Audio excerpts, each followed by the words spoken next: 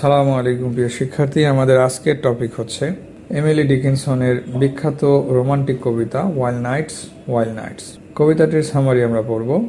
Summary: this is a very romantic poem where the poet visualizes the enjoyment of a love on a wild night.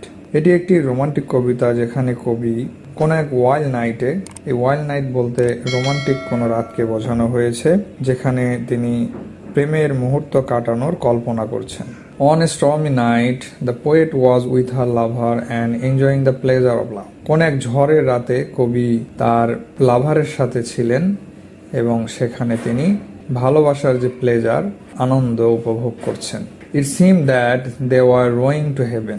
এটা মনে হচ্ছিল যে তারা প্রেমের নৌকা বয়ে স্বর্গের দিকে যাচ্ছে।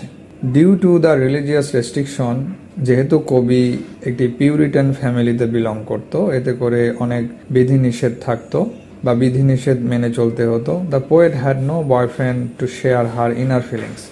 আর এ কারণেই কবির কোনো বয়ফ্রেন্ড ছিল না যে তার ভেতরের বা মনের ফিলিংসগুলো, অনুভূতিগুলো শেয়ার করবে। So she made a dream world within herself. এজন্য তিনি বাধ্য হয়ে বা আবেগের বশবর্তী হয়ে নিজেই একটি ড্রিম ওয়ার্ল্ডের বা কাল্পনিক জগতের সৃষ্টি করেছিলেন। In the dream world she was allowed to do everything. আর তার নিজের এই স্বপ্নের দুনিয়াতে তিনি সব কিছুই করতে পারতেন, including the enjoyment of love. এমনকি তার দুনিয়াতে এই লাভ রিলেশনের যে এনজয়মেন্ট সেটাও করতে পারতেন।